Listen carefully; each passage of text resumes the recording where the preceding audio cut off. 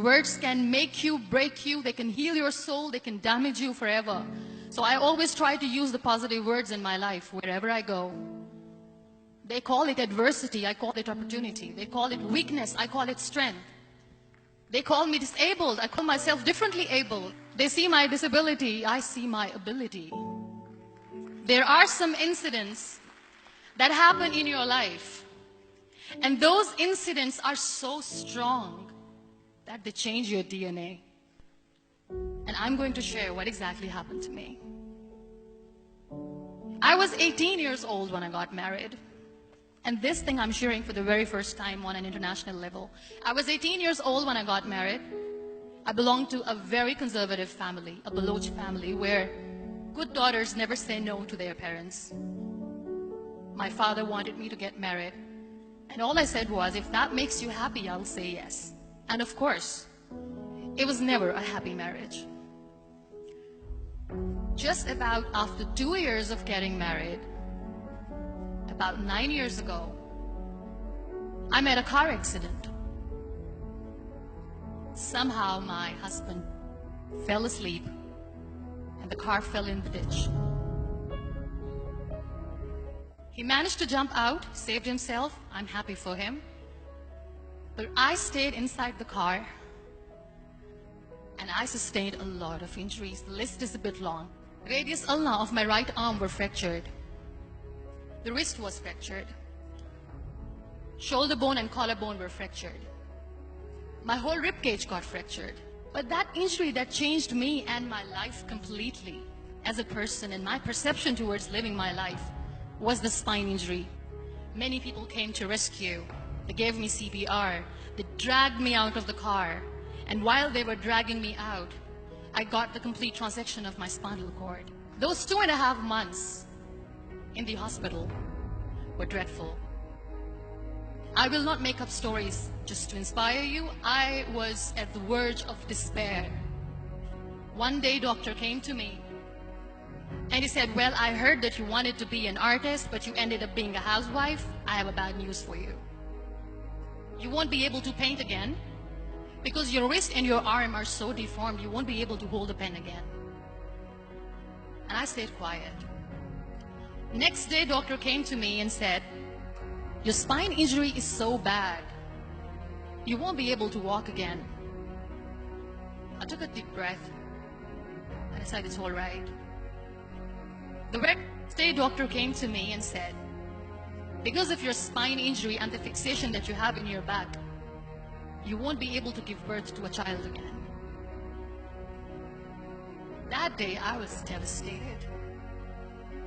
I still remember, I asked my mother, why me?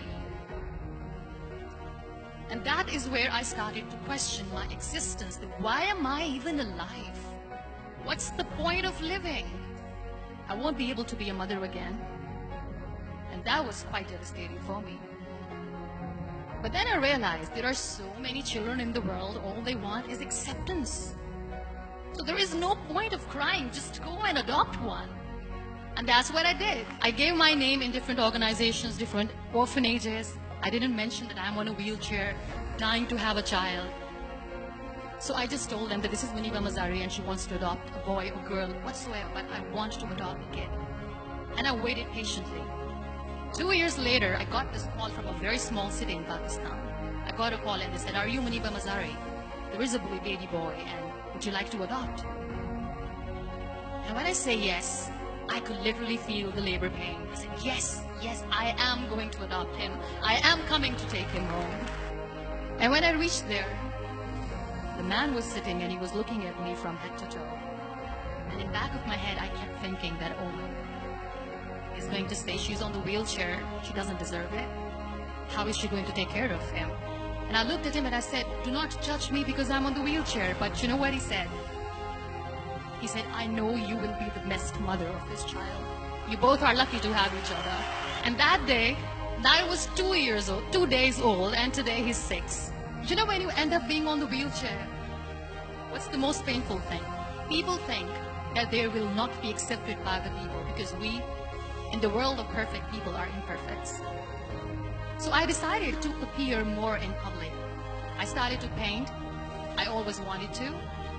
I have done a lot of exhibitions. I'm Pakistan's first wheelchair-bound artist. I have done a lot of modeling campaigns. I became the National Goodwill Ambassador for UN Women Pakistan, and now I speak for the rights of women, children.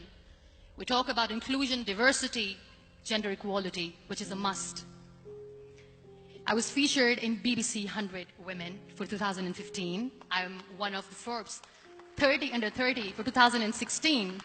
We have this amazing fantasy about life. This is how things should work. This is my plan. It should go as per my plan. If that doesn't happen, we give up. So my dear friends, let me tell you one thing. I never wanted to be on the wheelchair. Never thought of being on the wheelchair. I was always aspiring to do bigger things, but had no idea that for that I have to pay the price to be where I am today. It's a very heavy price. It is okay to be scared. It is okay to cry. Everything is okay, but giving up should not be an option.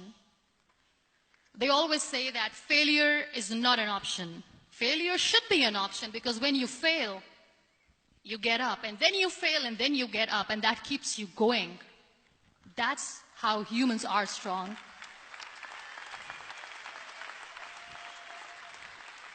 Failure is an option, should be an option, but giving up is not. Never.